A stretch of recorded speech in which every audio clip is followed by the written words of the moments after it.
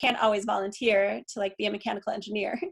You know, they might have to pay you under the employment laws. But as far as the immigration laws are concerned, there is some flexibility in that first 12 months of OPT. When you get into STEM OPT, so the 17-month extension, there are a lot more strings attached to that type of OPT. It's tied to your training plan. And so what I have been advising people in STEM OPT is that their first step should be to talk with their school and to see if their DSO can advise them on how to reconcile the way their training plan is set up with adjustments to their schedule and their duties. And I think that's the first step. And for people in that situation, I would talk with your DSO in hypotheticals. So I wouldn't say like this happened, because then they might be obligated to update the CVIS system to say you're out of status. And so instead I would say my employer is looking at options. You know, can I be furloughed? Like, how will this, you know, can we reconcile this with my I forget the number of the form, I-983, I think, the form for the training plan. OPT holders do have maximum periods of unemployment. And so if you're within those periods of unemployment, then that also is something to take into account. So if you started on day one of your OPT with your employer, then you do have some cushion. And in that cushion, you would, for the 12-month OPT, I would say you could get unemployment. STEM OPT is kind of a tricky, nuanced question. So I don't think I'll advise on that. Because like the question is, are you eligible to work for any employer, but you're only eligible to work for E-Verify registered employers. So I don't know. I'm not going to advise on that. But yeah, so that's OPT. H-1Bs, basically you cannot be furloughed. The wage obligations are very clear. There are some interesting ways that employers can adjust pay that are surprising. There was this memo from 2003 where the Department of Labor said that if an employer is making across the board pay cuts and the new salary is still above the prevailing wage, then they actually can make a note in the public access file. I might be getting like way too in the weeds here. This is probably too in the weeds. I'll just say like there is some weird flexibility in adjusting pay if it's something that everyone is experiencing.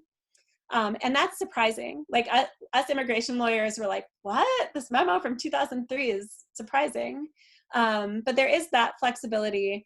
Beyond that, there's really almost no flexibility, and an employer is basically faced with maintaining the current, pay or filing an amendment. And there are options to amend an H-1B in pretty flexible, creative ways. And so that is an option. Obviously, an employer who's faced with the decision of furloughing their employees isn't going to be really excited about spending money on an H-1B amendment. And so my experience so far is that employers are finding other solutions. But yeah, H-1Bs are extremely tricky. H-1Bs are allowed to take voluntary unpaid leave. And so if, for example, like maternity leave or caring for a sick relative, if your employer says, will you take voluntary unpaid leave, that doesn't count. And I would never advise anyone to do that. But, there is this provision in the law that says voluntary unpaid leave is acceptable.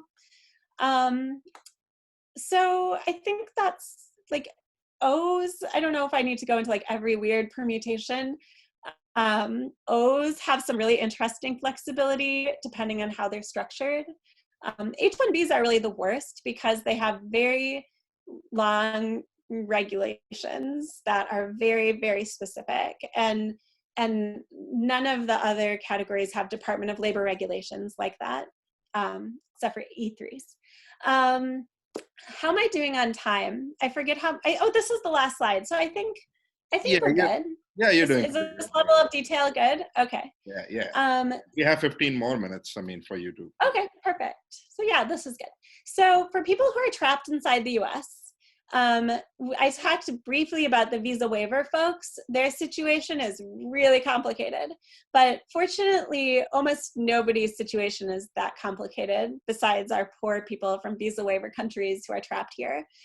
So if you are, I've gotten a lot of calls from people whose like mother-in-law is stuck here because they had a flight back and then it got canceled and they were just about to expire. And so we're filing a lot of B2 extensions. I'm filing a lot of B1 extensions for people who are here on business and now can't leave. You can file changes of status to B2. So I talked with somebody on a J, and we were talking about changing their status to B just to buy them time. Changing to B2 is basically what you would do if like you're in that situation where you are a student and you can't find employment because, you know, who wants to hire an OPT person right now, and you're, you know, you have literally no choice. You can change to B2. And as soon as it's filed, your status is protected. So as soon as you have a pending change of status, that means that you're allowed to stay here as a visitor. It's not a perfect situation, but it is something. And yeah, like I said, the American Immigration Lawyers Association is suing the Immigration Service because they should do more. And so hopefully they'll do more because they should. Like they have a moral and a policy-based imperative to do more, and their inaction is just unacceptable. So yeah, that's what my second bullet point is. The government is not doing what they could. As far as the stimulus goes, so stimulus checks should be fine because again, they're not means tested. Again, we're not thrilled about being in the gray area of the public charge rule, but a lot of people may be waiting on a backlogged priority date. And if Joe Biden gets elected, I would hope that one of his first actions as president would be to eliminate the public charge rule. And so let's assume that's going to happen because it won't stay if there's a new president. This is being recorded, so play it back for me in November. So yeah, so that's the stimulus checks. I was going to say actually on the unemployment, a friend of mine told me that he had a client who filed for unemployment who was an H-1B, and he said, you shouldn't have. They'll probably ask for their money back, and they did. So the people who are issuing unemployment may not know the immigration rules, but somebody does. And so, you know, if you know you're not eligible, don't apply and say, oh, well, they gave it to me, so I guess it's okay, because they are paying attention apparently, even if it's not right away. The employers, even if they're entrepreneurs, say they're on OPT and they're entrepreneurs who are immigrants would be eligible, you know, if their company is eligible to accept, you know, the paycheck program, then that should be fine. I'm going to take my watch off because somebody is texting me and it's annoying me. Okay. So, and then health insurance. I don't have any great answers for you. And I emailed my two friends who we email every day, all of our weird musings, to see if they had any ideas. I mean, the situation isn't any really different for immigrants than anyone else, except for you wouldn't want to accept Minnesota care, you know, any means tested public assistance type of healthcare. Obviously, if you're laid off, COBRA is the normal option, even if it's very expensive. Obamacare is fine. So MNsure is fine, but you have to wait for the enrollment period. So that might not be a fallback option. So unfortunately, I don't have any brilliant ideas on the healthcare front. As far as action items go, I do think that calling our two senators, Senator Klobuchar, Senator Smith, is very valuable. They have a person who answers the phone, and then you say, I care about immigration, and then they check it off, and then they keep track, and they know how many of their constituents care about these issues.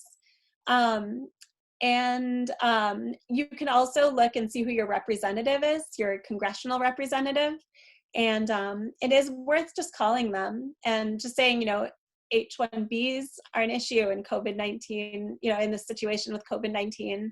And there are a lot of people, in this situation in the state of Minnesota in your district. Having employers call their legislators is even more helpful, especially if they have relationships already. So I would recommend, if you've got a supportive employer who's tearing their hair out because they want to do right by you and they don't know how, have them call. And then the last thing is, if anybody and their employer wants to talk with a reporter, I can connect you. I do a lot of press work because I'm the chair of a national committee on media and advocacy with the American Immigration Lawyers Association. And so a lot of what I do is, we get emails where like the New York Times is looking for somebody in this situation, or we go to them. So like I'm obsessed with the acquia fee. It's like one of the filing fees for the H-1B. And for like 10 years, I've been trying to get people to write about the acquia fee and nobody was interested. And I finally got National Public Radio and Marketplace to do a feature on it. So you never know what you can get them interested in. So if people have compelling stories, reach out to me. Even if you're not sure you want to share your name, a lot of times, especially these days, reporters are okay with that. So, for real, people can reach out to me. I would be ecstatic to just kind of know about people who would be interested in speaking with the media and sharing their story. Because, that's what I remember meeting with Representative McCollum, Betty McCollum, who's my rep, and she was like, I need stories. Like, your big policy issues are all fine and good, but like, I need people, I need companies, and that's how I can make my argument best about the laws. Right. So yeah, that's all kind of my big picture stuff. I see that people are starting to ask questions. Right. So And should we so, start questions? yeah, so what we are going to do is for guys who want to ask questions, go ahead and put it in the chat. We'll come back to them once we have answered some of the moderated questions. There are questions that we have received in advance. We are going to give them the preference, obviously. I'm just going to pick up one question, which is actually in the chat, but is kind of relevant. People are getting a little confused about the stimulus checks, right? So people who are on H-1B or L-1 or H-1B after the I-140 has been approved, would you recommend them to accept the checks because it directly gets deposited in their direct deposit? Do you think that's a good idea, or how do you reject it if you should reject it? Because I believe it is earned, right, in a way. Yeah, I have not heard anybody saying that they're a public charge issue. And they're definitely not payment. And there's no rule that immigrants can't receive money. Like, the issue is you're not allowed to work for, unless you have authorization. But there's no rule that says you can't receive money from any source at all. And it's not a public charge issue, it's for everyone. And so I have, and like you said, it's impractical to think about how you would take yourself out of that. And Congress very specifically said that anyone with a social security number is eligible. And they very specifically carved out then all of the undocumented immigrants and their family members. And that was on purpose. And so presumably then everyone who has a social security number, they wanted to include. Right. And so I'm not worried that that's a public charge issue. I'm even less worried about that than I am about unemployment benefits. Right. Perfect. And I'm not too worried about unemployment benefits. Okay. So I'm going to, Sandra, I'm going to go to the Q&A that we already have, and we're not sharing the screen, but I'm going to just read out because this will be the moderated one. And I'm hoping that we have the next slide finish on the window so that people can see what we are actually going ahead and doing. But before we do that, we have a quick one question survey. We want to talk about what the 2020 census is. You must be getting emails from the government asking you to go ahead on a website, put in a code, answer a set of questions. Please note that every person who is present legally in the United States, whether immigrant, non-immigrant, or a citizen should answer these questions. Why is it important? It is important because the government is going to decide based on the population distribution where the funding should go for a set of programs, whether it is around the school system or whether it is around infrastructure. That money will get diverted based on what the population distribution metrics is in your locality. So it is very important that you go ahead and fill out those census surveys, even if you are a non-immigrant, specifically for census. What actions right now you need to take? There is a quick question which the moderators will go ahead and request you to answer. I think it is just about one question. You can see it on your screen right now. If you could answer that as, did you take census in 2020? The answers, the options are yes, no, did not receive the census invitation, or others. So you can go ahead and answer that. That will help us as a survey to figure out how to go back to the government and let them know what our population is doing, whether they have received the notifications, whether people have filled it or not filled it, and it will help in effective guidance from them, and also provide insight to the government. Sandra, did you want to add something to the census from an immigration perspective? I mean, I know there are apprehensions. Usually something comes in mail from the government. Yeah, no, just that there are apprehensions, but don't have them. Definitely, it's important. I think Minnesota could lose a congressperson if we don't have a good showing. So definitely respond. It looks like Ilhan's seat is in danger, is it? Probably not. We'll But see. yeah, but we could lose our power in the larger federal government as a state based on the census response. Absolutely. So thank you everyone who's responded to the census. We are now going to go ahead and move to the question and answer part that we have ready. Pranesh, can go to the next slide. Quick kind of update. We have still quite a few, around 50 folks to answer the census questions. So if you can take those questions and answer. Survey. You mean the survey? Yep. Okay. Yep. Yeah, guys, go ahead on your screen and respond to the question. It would really help. I know some of you may be on your mobile, so it can get a little tricky, but please try and answering that. IAM President is also on the line. If you have questions for our President Srini, you can paste it in the chat and we can address it at a later point of time as well. We want to emphasize that you answer that survey question. Thank you so much. We're going to move forward, Pranesh, while people figure that part out in the interest of time. I have about 20 questions. Some of them may be repetitive, and I know we would have answered some of them. Sandra, the first question is, this petitioner's H-1B is expiring during the COVID-19 lockdown. What is your recommendation to this person? Should he extend, continue? How does this person go about extending his H-1B? So the employer is no longer wanting to extend it. And so I guess I'll just make some assumptions since you don't have.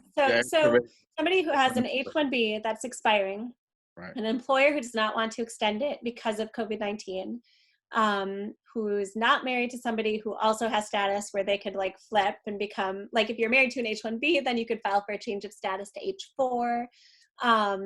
Theoretically, you could go to school, but I don't think that's something you can scramble and do. So, I mean, a change of status to B2 is going to be the last option that you have. There is an EAD for compelling circumstances for people who have a backlogged I-140. And I am filing one of those right now, but I'm not happy about it. I don't think it's a good idea. I don't have other options for this person. And I probably would have just changed their status to B2, but she really wants to go for it. I have never filed one, and I've never heard of anyone who filed one.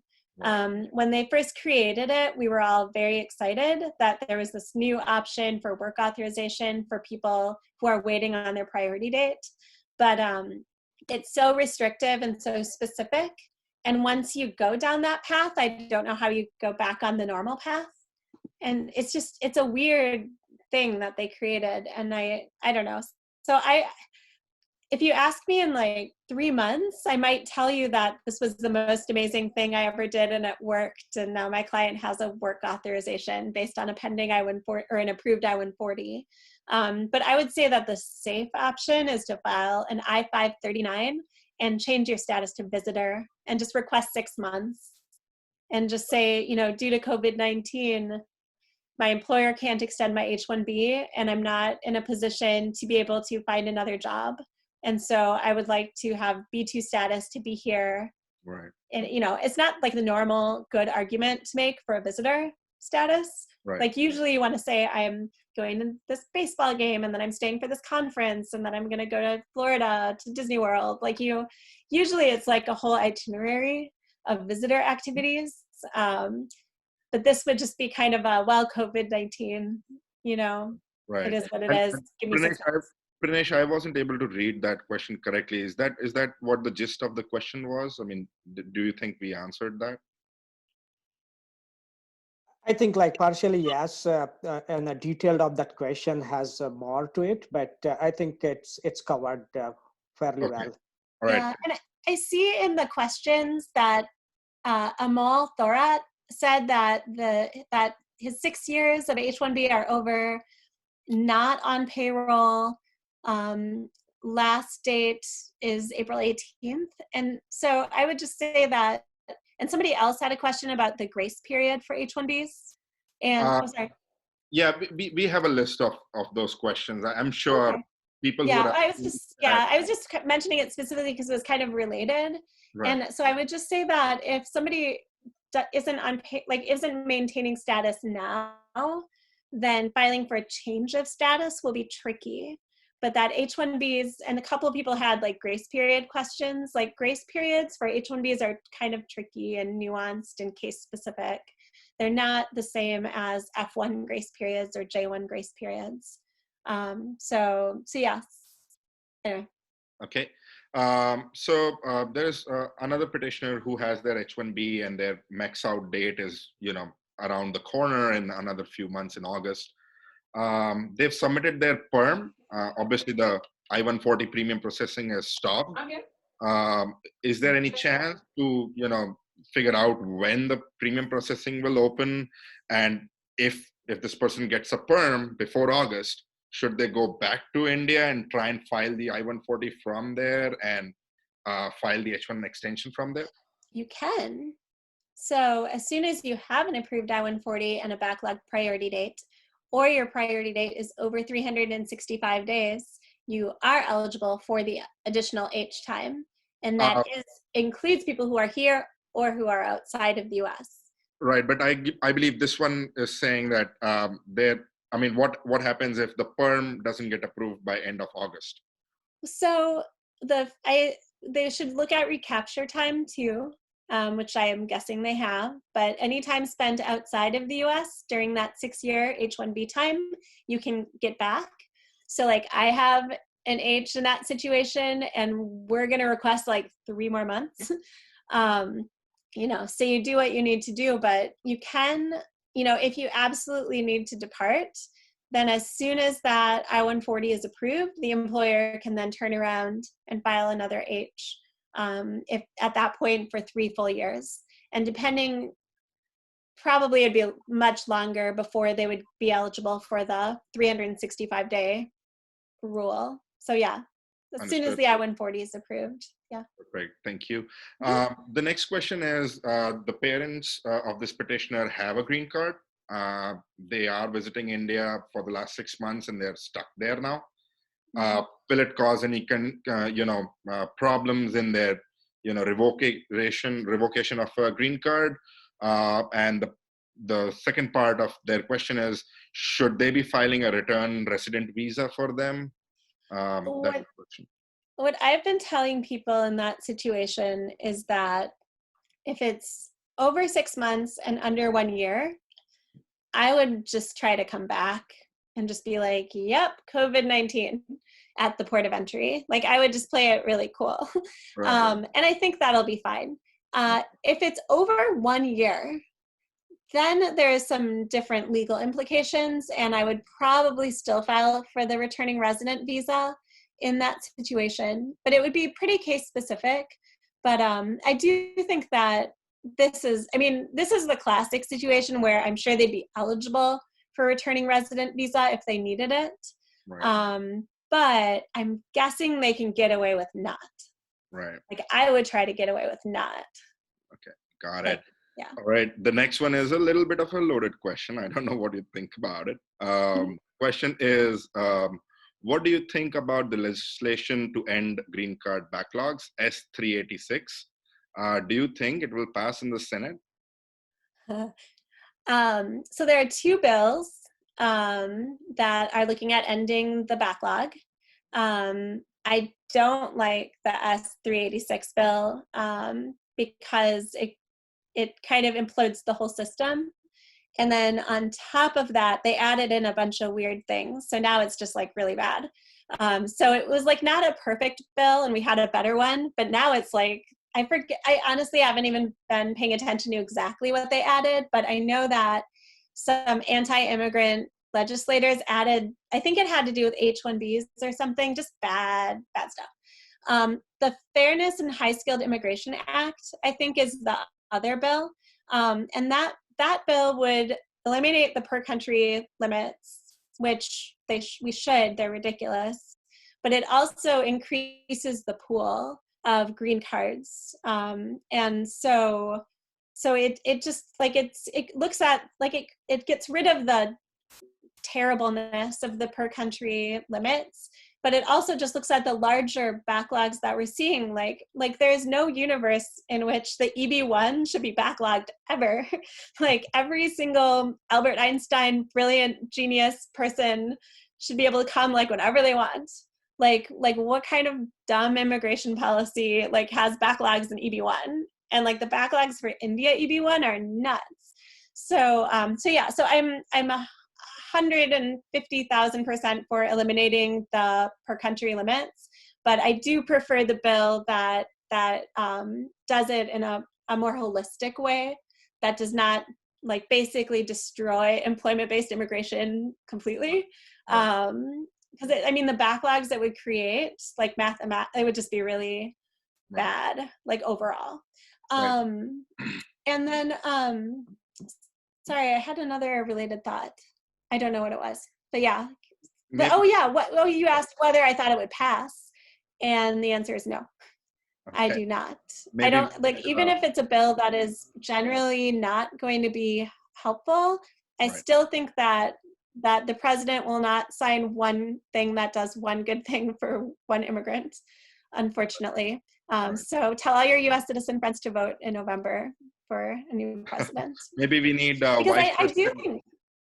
Maybe we need Vice President Kolabashar to help us, Maybe. Well, I want to be the next director of USCIS, and I've told her. So, so I guess she's my most likely, like getting that job. So we'll see.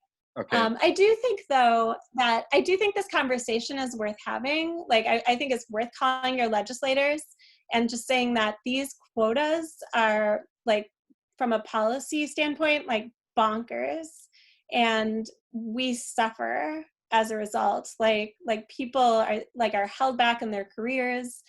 So many people I know want to start businesses and can't. There are just so many implications, human and economic.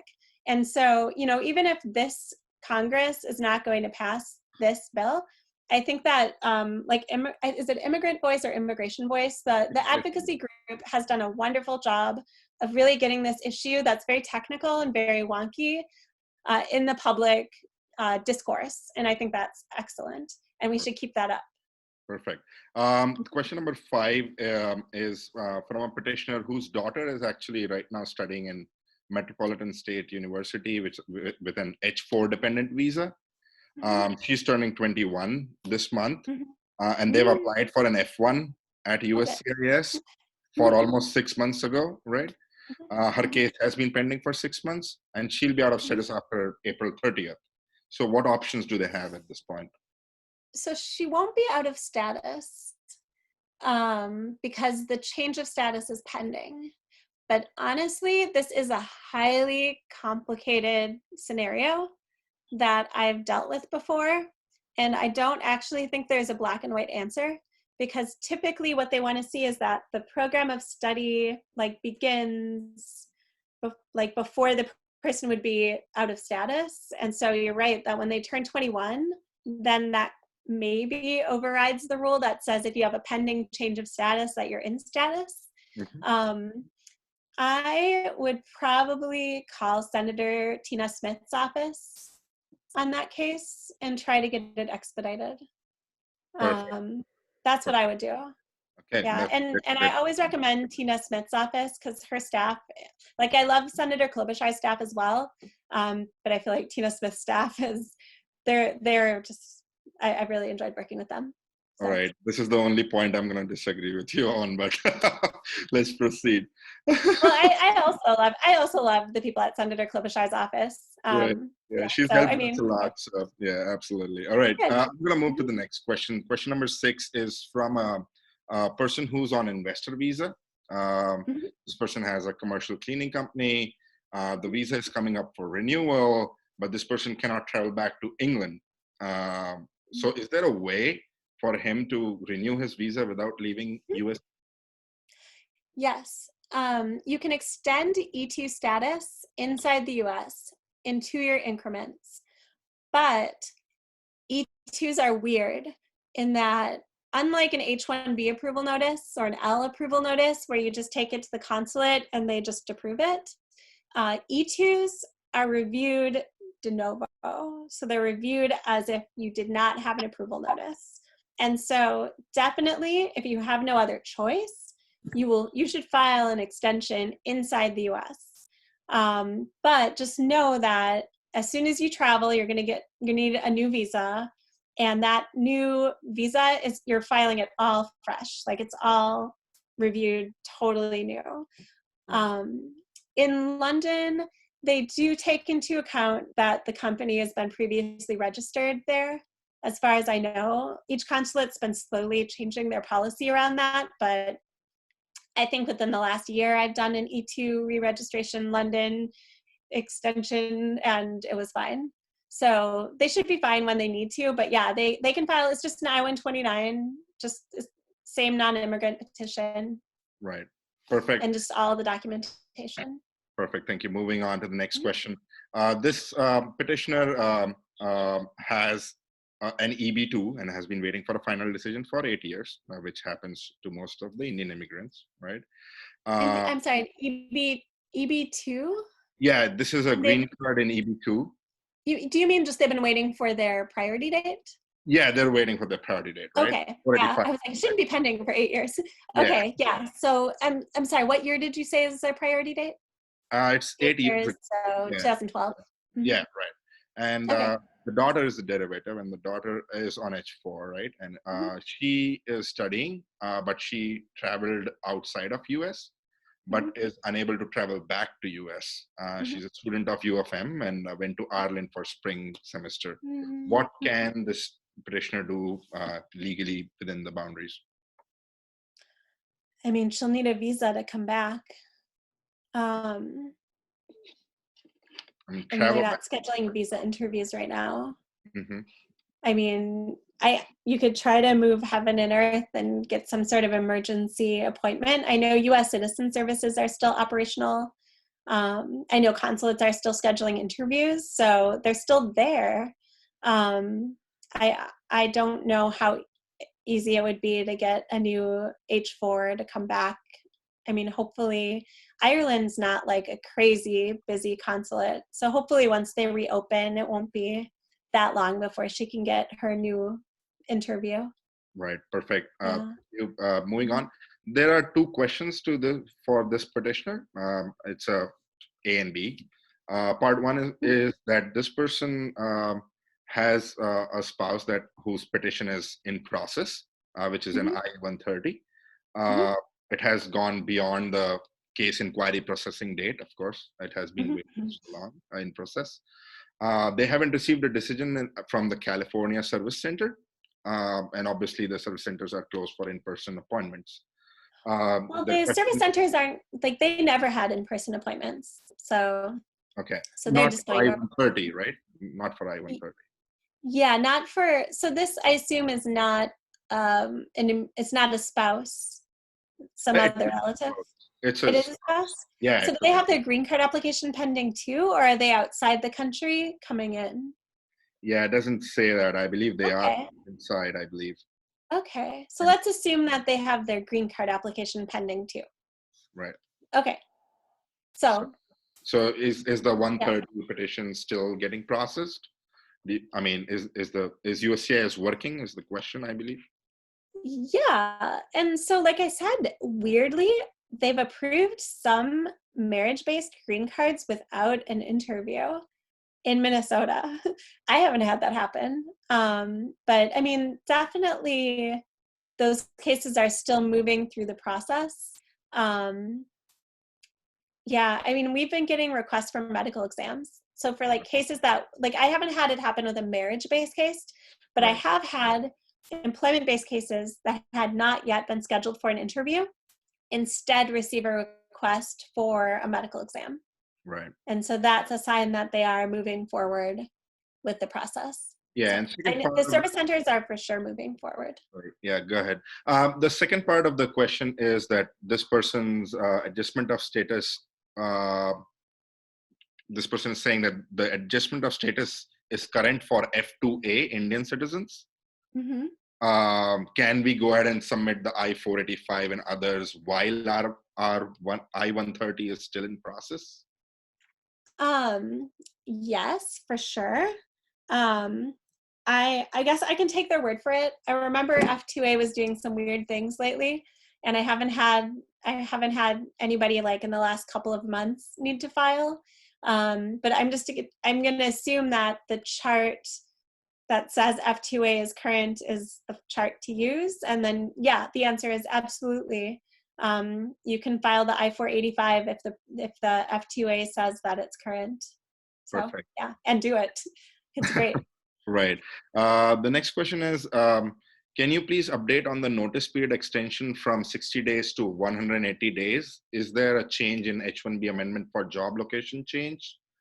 Can a H-1B holder take unpaid leave? And if yes, for how long? So I'm not sure I totally follow the question, but just some basic rules for timelines for H's.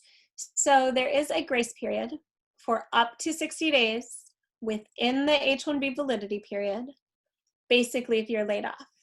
And during that time, you could have a new employer file a change of employers. And once they file it, portability would apply, which means that you could start working for employer B as soon as the petition is filed, if it's filed within 60 days, and if those 60 days are within your H-1B period. So the 60 days do not tack onto the end of your H-1B period. They have to be within the H-1B period. Voluntary unpaid leave for an H-1B is always okay. The examples in the regulations are maternity leave, going on vacation, caring for a sick relative. Involuntary unpaid leave is not okay. And if employers and employees are going to get creative, then that's between them. Because it's really about like what's in your heart of hearts, is this voluntary? As far as 180 days goes, there is something called the unlawful presence bar, and that might be what the question is referring to. It looks like it's leaning towards that. Yeah, and so the unlawful presence rule in the context of an H-1B, it's going to kick in at the end of the H-1B period. So not when you fall out of status, but at the end of the H-1B I-94, that period. Or I guess in this context, let's just not make it complicated. Basically, when the H-1B ends, 180 days later, very severe repercussions would kick in. I don't think of that as a 180-day grace period, and it shouldn't be a period where you're like here just living your life. Like, it's a period of unlawful presence. It's not good. But the really, really severe repercussions don't kick in right away.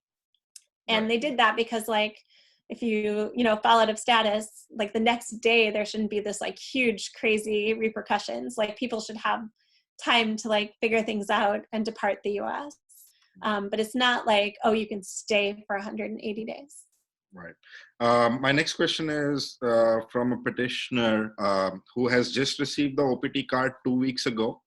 But obviously the market right now is not great, and they're trying to see if there is any change in the grace period if they don't find a job for more than 60 days. No, we're trying to get them to make one by suing them. We'll keep you posted. But unfortunately, no. Okay. There is no change in that rule. And the grace period is different than the period of unemployment, but I think it's the same. So, yeah. Right. All right. The next question is... but they can volunteer. Sorry. So you can volunteer, and you can also be self-employed. And you can't just say you're self-employed. You have to actually have a company and be self-employed. But there are some options that are within your control. Oh, okay. And you should check those out. Yeah. Okay, that's interesting. The next question is from a student who's on F1 visa. It's a little complicated. I'm trying to put it together. It's like 10 lines. Okay. Okay, so this person is on F1 visa. Their course is completing in December. They have a fiance who has had a green card for many years now, and they've just applied for the fiance has just applied for his citizenship, his or her, in July 2019. So they've been waiting for that citizenship to come through for almost a year now, close to, right? Mm-hmm. The person's question is, should we just file, should we just go ahead and get married and then file based on his green card, or should we wait till December, before my visa expires and file after he gets his citizenship? So, like I've said, I haven't looked here. Can I actually, I'm just going to look up the visa bulletin really quickly here. Sure. Let's see if I can multitask. I mean, things have improved after Stephen Miller has gotten married, but don't. Right. Okay. April visa. Things are becoming better, so.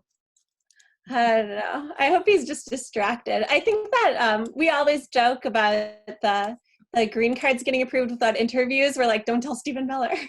As soon as he knows something good's happening, he'll end it. So, yeah. Just today I was looking up pictures of Goebbels, the minister of propaganda for the Nazis, and Stephen Miller, and I was like, they look very similar. Anyway, sorry, I'm just pulling up the visa bulletin real quickly here. Come on, internet. So F2A, so it is current under the final action. It's backlogged under the filing chart. That we knew. And then if I go to the Immigration Service website where they tell us which chart to use, they say for F2A, use the dates of the cutoff, however it's current on the final action, use the final action. Okay, so I've just confirmed it with my own eyes. So F2A is current for right now. And what that means is that spouses of green card holders can file for their green card right away. And so I would, in general, and obviously I can't give advice just into the universe, but in general, I would say it's better to file for the green card now. I don't see any reason not to. I did that for a couple of people in the past year. One of them, the spouse became a citizen afterwards, and just know that F2A is different than immediate relatives of U.S. citizens. So just you obviously need to maintain status. Once it's filed, then ideally just in general, I would say probably file. But this is a situation where it would be good to have an immigration lawyer. Right. Because there's one nuanced piece of advice that I wouldn't want to give just in general, but there's one kind of nuanced decision to make in making that decision. But right. Well, they have your blessings now to get married Yeah. and file a green card. So. Yeah. I call myself Cupid because I'm always like, get married. But yeah, I think that it makes sense. There's no reason not to really. Right. But they should talk with an immigration lawyer specifically. Right, makes sense. Now, the next two Mhm. questions are pretty interesting. So I'm just going to go through one of them now. It says, I'm a J1 visa postdoctoral fellow, and his visa expires in March 2021. Due to the current crisis, the company has gotten affected, the company that is Mhm. sponsoring that. Can my sponsor ask me to leave early in the situation, even though my visa expires next year? Uh, So Note to remember here is that this person is an Indian-born Australian citizen. mhm. So he's trying to figure out, should he go for an H-1B, or in that situation where the sponsor, doesn't want to sponsor, should he move from J1 to H1, or should he move to E3 visa option?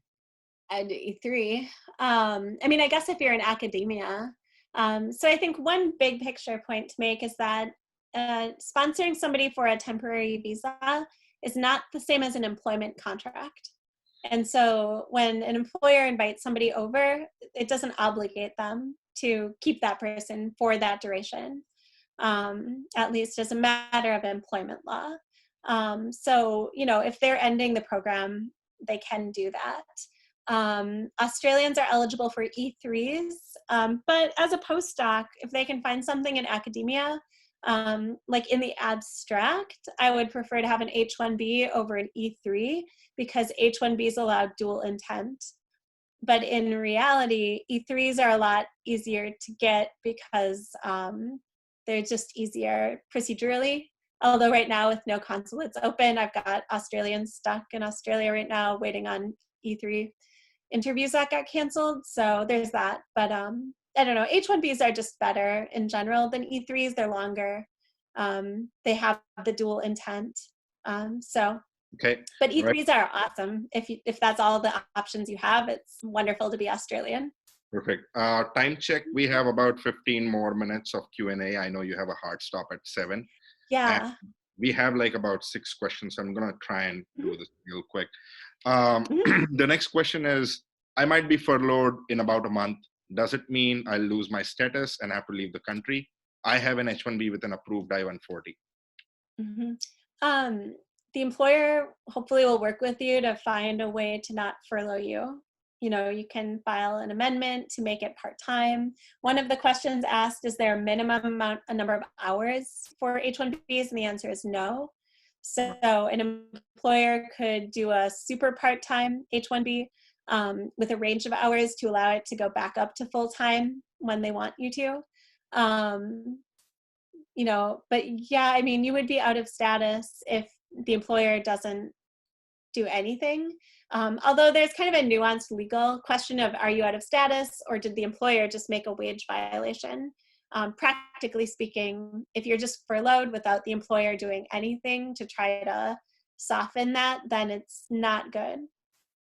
All right. There's no Perfect. like special, situation. Okay, moving on to the next question.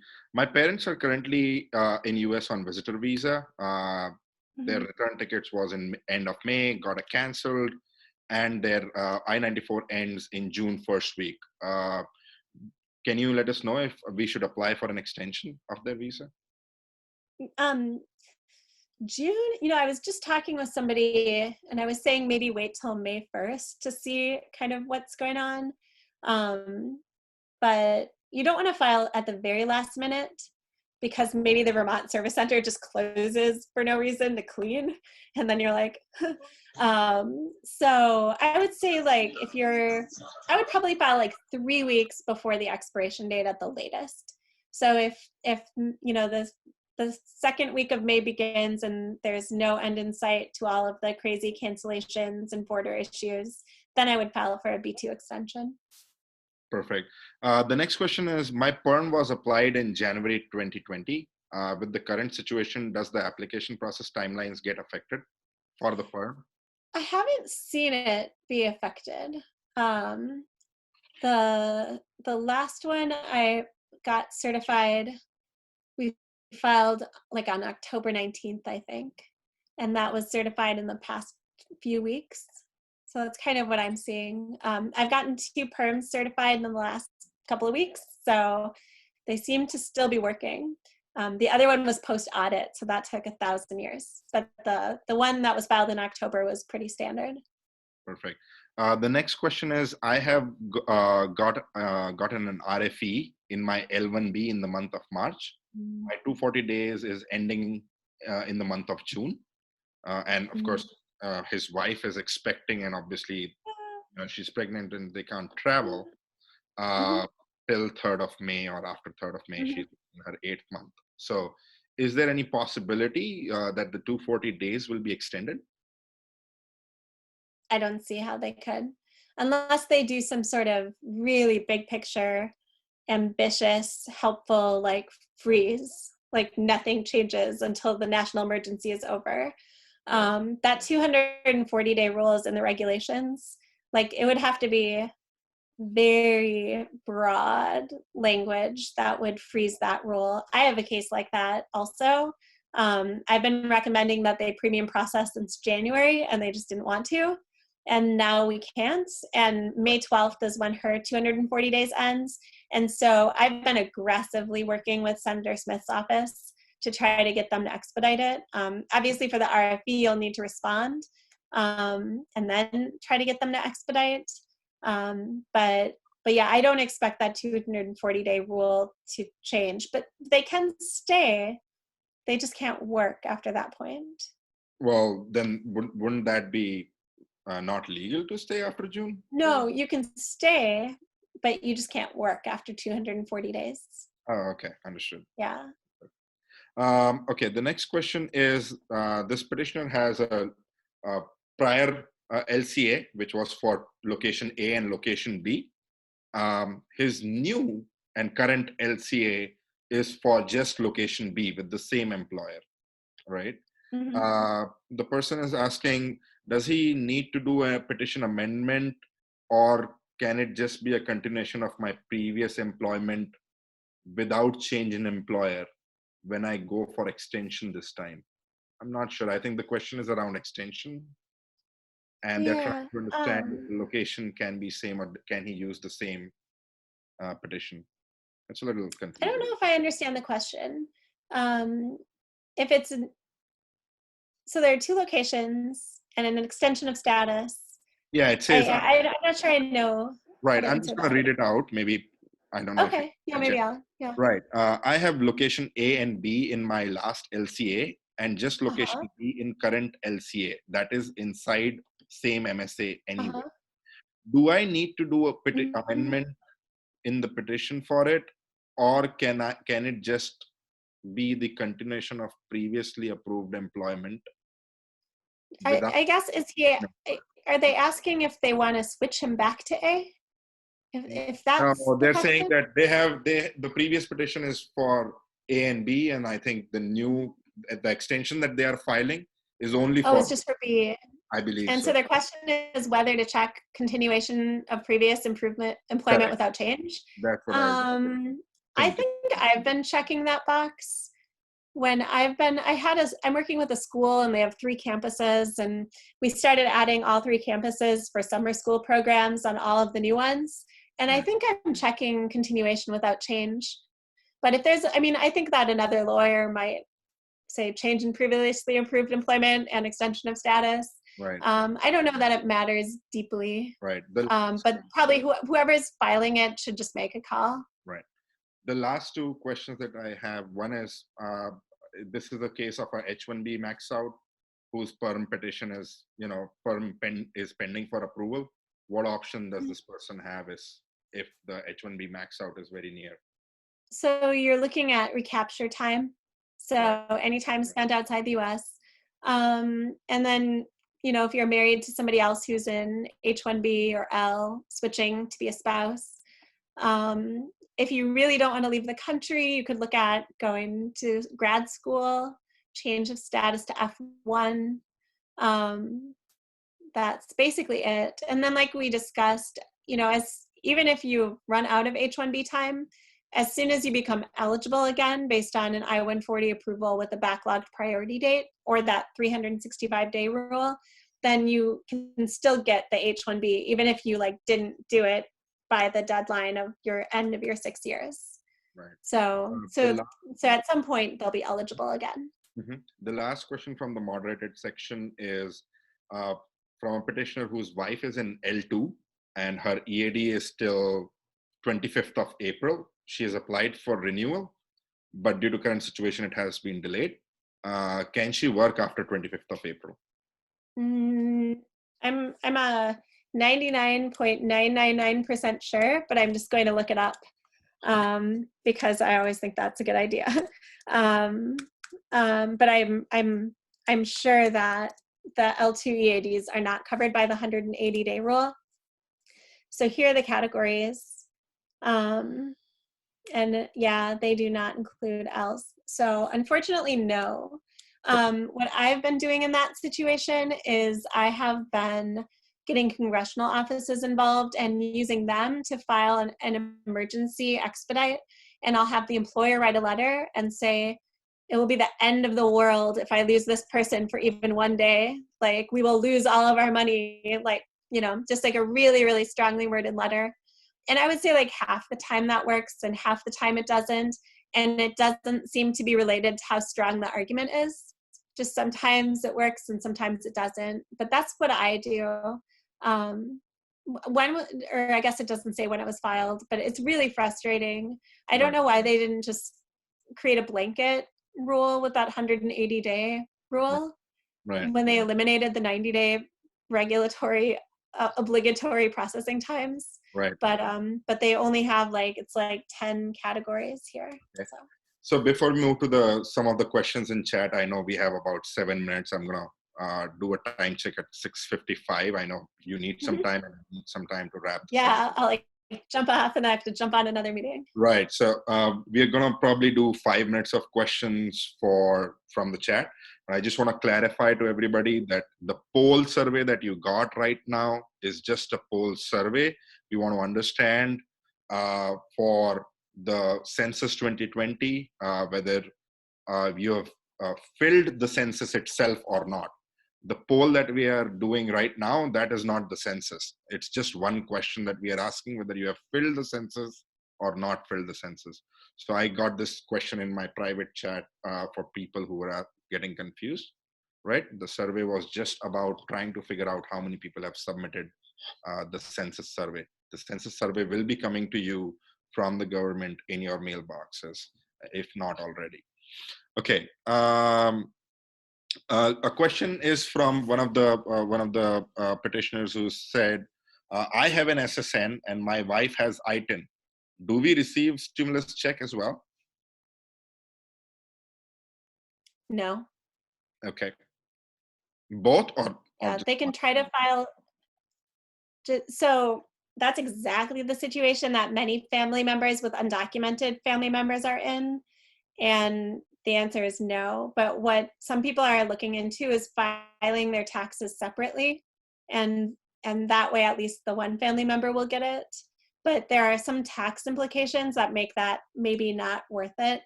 But God, that is really dumb result, isn't it? I'm like, it's interesting because I've thought about it in the context of undocumented immigrants. And so I'm like, well, of course, Congress is just really not, they're very malicious. But I haven't thought about it in terms of just H4 spouses. I'm not sure that this person is, you know. Yeah. I doubt I'm if like, the person from IAM. I believe it would be probably in the probably H4. That would make sense. I'm just gonna say I'm like 99.999% sure, but I'm not 100% sure on that because it's such an absurd result. Most Indian immigrants are legal immigrants, so it shouldn't be a problem. Yeah. Right. The next question is there a minimum number of hours restriction on H1 like first year OPT has? Yeah, so that one we covered, and the answer is no, but the H-1B needs to talk, like you would need to note the H-1B to say like like I did an H-1B once for 5 hours a week. So you can do that, but the H-1B has to say it. Okay, perfect. I'm just scrolling through the next one. The next question is, my L1 has expired and nearing 240 days. What do we do now that premium is suspended? This person also is looking to get the visa stamped as well in the coming months. And the thing is that visa stamping is right now in a soup situation. What do you advise? Yeah. Well, I mean, as far as the 240 days go, like I said, just get congressional intervention and do what you can. That's what I'm doing. I mean, it's crazy that a case should take that long to process anyway. Right. So that, I mean, there aren't any great answers. Perfect. Another question is, well, we all know that premium processing is suspended on H-1B. Is it okay to start working for a new employer on the basis of receipt notice? Are you observing any delays in the receipt notice, in receiving the receipt notice? What is the possible impact on approval? I'm generally not seeing delays with receipt notices, with some exceptions, but for the most part, it seems normal. It was already kind of abnormal in the mailrooms. H-1B is eligible for H-1B portability. So if a new employer files a change of employers petition for someone who is in H-1B, they would be eligible to start working as soon as the new petition has been filed. That is only H-1Bs. That does not cover any other status. Even though intuitively it seems like it should, it doesn't. As far as visa processing goes, or I guess that was, yeah, anyway. I think I've answered that question. I think I was thinking back to a previous question.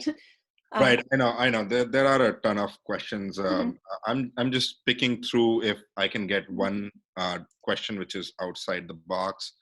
I would say I've sent I-539 form for through postal for extension of B2 visa for my parents. If USCIS office is closed, then whether they accept through postal or not, and their visa is basically ending on 15th of May. Yeah, that was the one I wanted to answer. The USCIS service centers are not closed, and that I-539 should be receipted normally. And as soon as it is receipted, basically as soon as your check has been cashed for the filing fees, then they are allowed to stay beyond their current expiration date. Right. So Sagar, I see like many questions are coming through the chat, and probably in interest of the time, we won't be able to cover those all questions on this live forum, but we will try to at least collect those questions and try to answer through our Facebook or web channel, so people can at least have those answers. Absolutely. I think we have about 10 more questions in the chat, and I don't think we have enough time to do that. Yep. Right. Can we go to the next slides and maybe just quickly wrap up? So upcoming webinars, guys, is professional skills enrichment, etc. On the 18th of April. And then there is a well-being webinar on stress management and resilience on again 18th of April as well. And finally, there is another immigration and employment webinar that is scheduled for 28th of April. I know Srini is present in the call. Can we unmute Srini and maybe have Srini thank Sandra, and because she has a call to go to? It would be great if we can do that. Hey, Sagar. Yep, go ahead. The professional enrichment seminar is on 19th. Oh, sorry. Sunday, 5 p.m. Okay. All right. Thanks for letting us know. We'll have that updated. Can I request maybe Kiran to unmute Srini, if it is possible? Oh, thank you. Can you guys hear me? Yes, we can. Go ahead, Srini. Okay. Sorry about that. Hey, can you quickly refresh the slide? There's we updated the content. So if you just go out and refresh the slide, that'll be great. In the meantime, and it has the right information up there. In the meantime, Sandra, thank you very much for a very engaging, articulate, and substantive conversation. We appreciate you taking time out of your busy schedule to answer many questions, many complex questions. Yeah, my and pleasure. yeah, thank you very much. And on behalf of India Association of Minnesota, our partner organizations, and the broader Asian Indian community, we thank you. It's my pleasure.